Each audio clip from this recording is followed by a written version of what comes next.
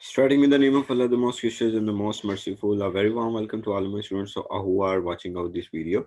So, in the series of the lecture security concepts, today we're going to start some security patterns.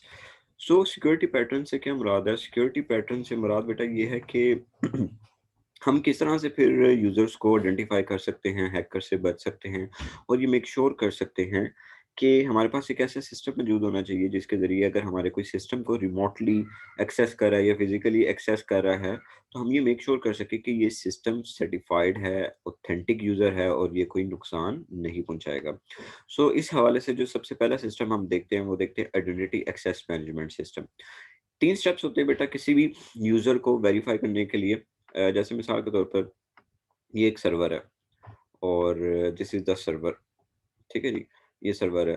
तो इस server के ऊपर बेटा क्या होगा, आप ये यूज़र है और एक यूज़र ये है। किसी ऑर्गेनाइज़ेशन में ये कोई यूज़र है और ये यूज़र इस सर्वर को रिमोटली एक्सेस कर रिमोटली से मुराद क्या है कि घर बैठ के कहीं से भी इंटरनेट के थ्रू उसको एक्सेस करना चाह रहा है। तो अब इसको ये कैसे एक्सेस करेगा?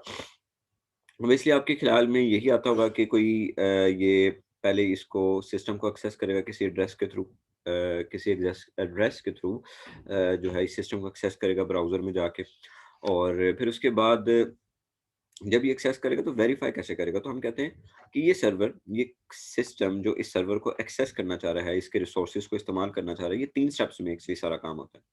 पहला स्टेप होता है आइडेंटिफिकेशन। आइडेंटिफिकेशन में क्या होता है, ये यूज़र क्लेम करता है, अपनी आइडेंटिटी बताता है कि मैं कौन हूँ, मेरा मेरा जो है वो अब देखिए आइडेंटिफिकेशन के बहुत ज़्यादा तरीके होते हैं, so it's just a beginning level, तो मैं इतना ज़्यादा कॉम्प्लेक्सिटी की तरफ नहीं जाना चाहता, मैं चीज़ों को सिंपल रखते हुए कहता हूँ, बड़ा सिंपल रखते हुए। वैसे तो इसमें प्रॉपर जो है प्रोटोकॉल्स इन्वॉल्व होते हैं, इसमें हमारे पास एचटीटीपी की कम्युनिकेशन इन्वॉल्व होती है, एचटीटीपी, एचटीटीपीएस और टीसीपी आईपी कम्युनिकेशन इसमें इन्वॉल्व होती है। सो उस चीज़ों को हम अभी इतना ज़्यादा कॉम्प्लेक्स नहीं करते, बड़ा सिंपल तौर पे हम ये कॉन्सेप्ट लेने की कोशिश करते हैं। तो पहले स्टेप में आइडेंटिफिकेशन होगी जिसमें यूज़र क्लेम करेगा कि वो एक्चुअली है कौन। फिर ये सर्वर क्या करेगा, सर्वर जो इसने आइडेंटिटी अपनी बताई हुई है कि जी मेरा नाम ये है, मेरी ये प्रॉपर्टीज़ हैं, मेरा ये डिजिटल सिग्नेचर है या जो जो भी जिस तरह से भी जो भी आपने ऑथेंटिकेशन का मेथड रखा है वो उससे उसे क्या करेगा, ऑथेंटिकेट करेगा। जब ऑथेंटिकेट हो जाएगा यूज़र ऑथेंटिकेट हो जाएगा, सर्वर यूज़र को ऑथेंटिकेट कर देगा। अब इसमें देखिए बहुत सारे दरमियान में प्रोटोकॉल्स इन्वॉल्व हैं जिसमें मैं कुछ आगे प्रोटोकॉल्स आपसे डिस्कस भी करूँगा, लेकिन I know at this stage आपको प्रोटोकॉल्स का आइडिया नहीं है। सो आप इसको चीज़ों को सिंपल रहते हुए मैं इसको समझाने की कोशिश कर रहा हूँ आपको। सो सर्वर इस यूज़र को पहले आइडेंटिफाई करेगा, यूज़र अपना नाम बताएगा, अपनी पहचान बताएगा, सर्वर उस पहचान को वेरीफ़ाई करेगा, फिर उसके बाद क्या करेगा, नेक्स्ट स्टेप में उसे ऑथराइज़ करेगा।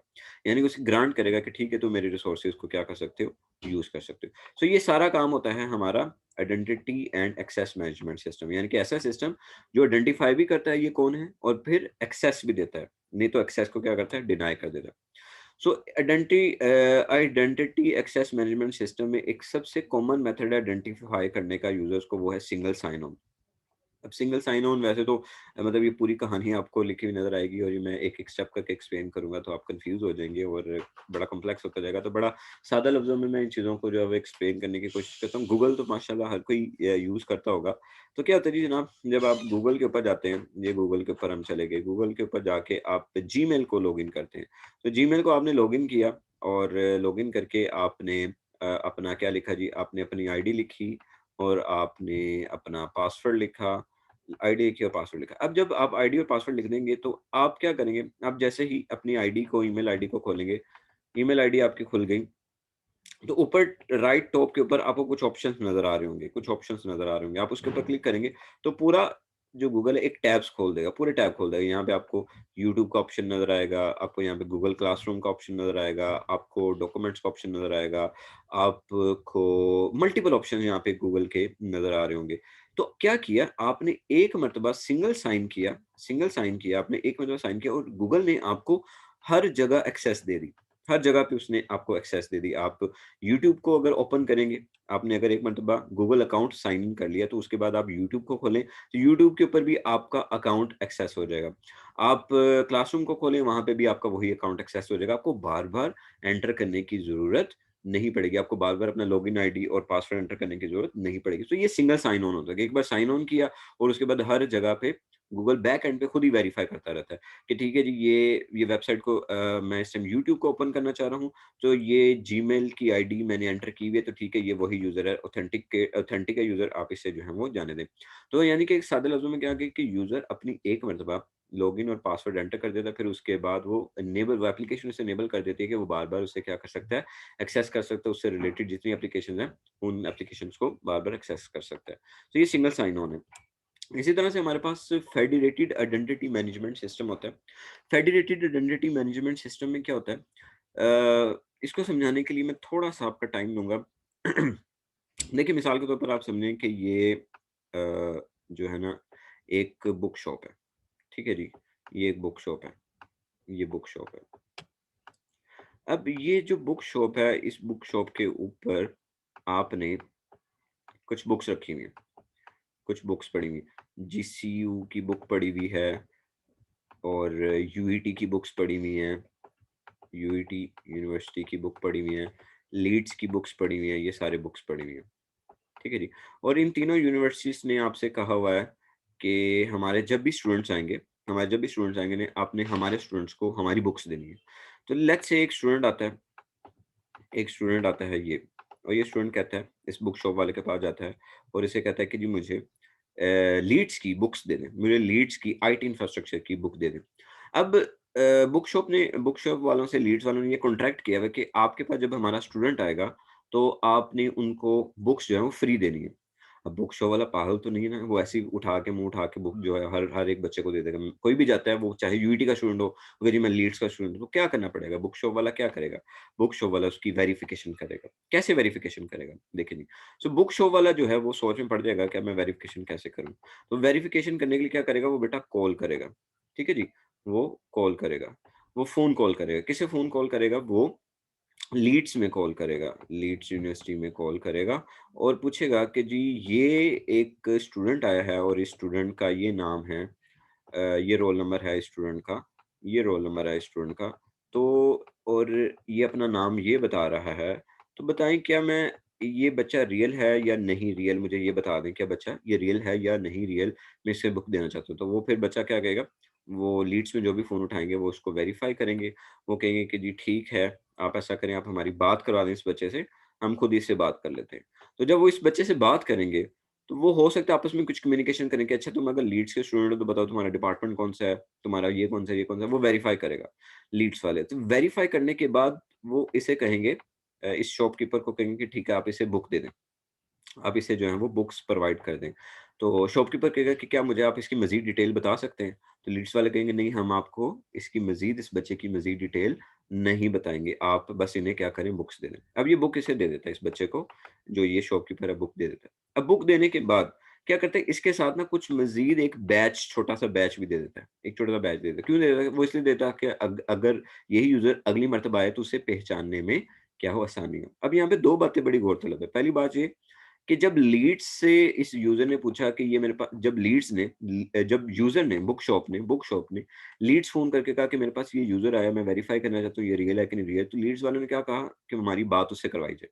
और खुद ही वेरीफ़ाई किया, वेरीफ़ाई करके उसे बता दिया शॉपकीपर को, हाँ जी, ये वेरिफाइड यूज़र है। और जब शॉपकीपर ने लीड्स वालों से पूछा कि क्या आप मुझे इसकी मज़ीद डिटेल बता सकते हैं? तो उन्होंने कहा नहीं जी, हम आपको इसकी मज़ीद डिटेल नहीं बता सकते। तो शॉपकीपर ने क्या कहा, ठीक है आप मुझे डिटेल ना बताएँ, मैं इसको क्या करता हूँ, बैच एक प्रोवाइड करती हूँ ताकि नेक्स्ट टाइम आने में मुझे क्या हो, आसानी हो। तो बेटा ये हमारा फेडरेटेड आइडेंटिटी मैनेजमेंट सिस्टम होता है। इसके अंदर जो आपको ये बच्चा नज़र आ रहा है, ये हमारे होते हैं यूज़र्स। ठीक है जी?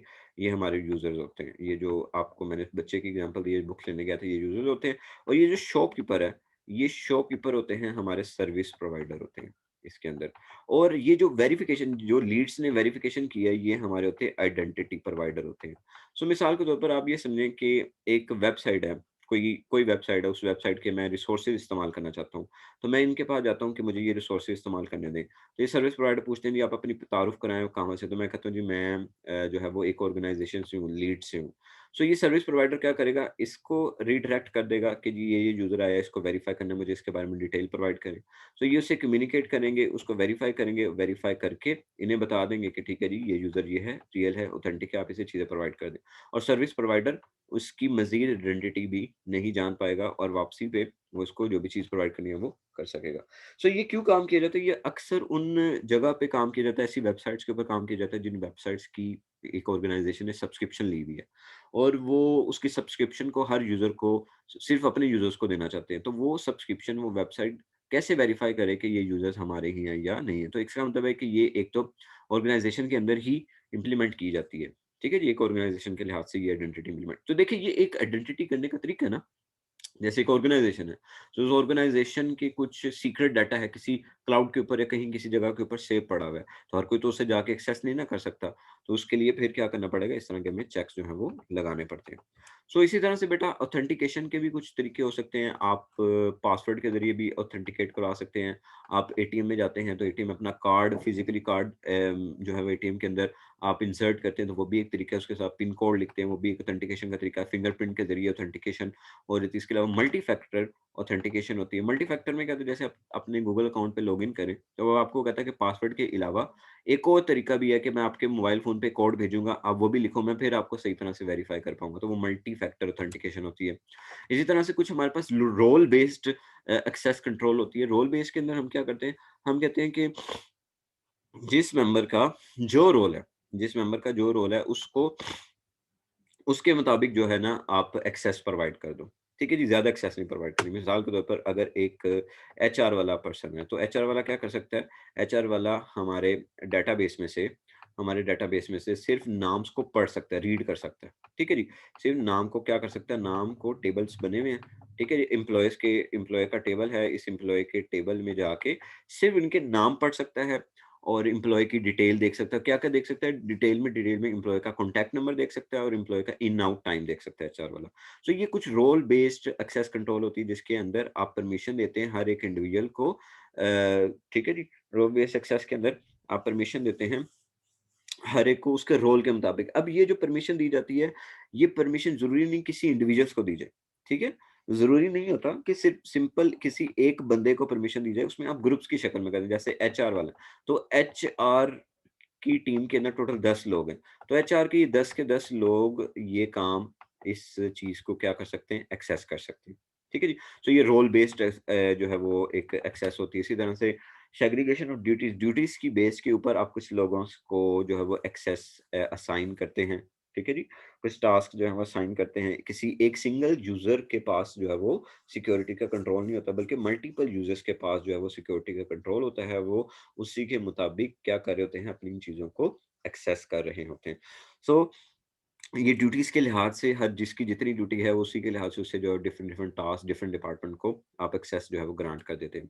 तो इसी तरह बाज़ औक़ात जो ज़्यादा सिक्योर सिस्टम होते हैं उसमें आपने अगर हर एक बंदे को ड्यूटी असाइन की हुई है, तो उसमें भी आप चेक्स जो है रोल कर देते हैं। जैसे आप कहते हैं कि जी अगर एक डिपार्टमेंट है, एक डिपार्टमेंट के अंदर एक बंदा अगर एक ट्रांज़ैक्शन कर रहा है, एक बैंक के अंदर एक बंदा ट्रांज़ैक्शन कर रहा है, कितने की ट्रांज़ैक्शन कर रहा है? 100 के की ट्रांज़ैक्शन कर रहा है।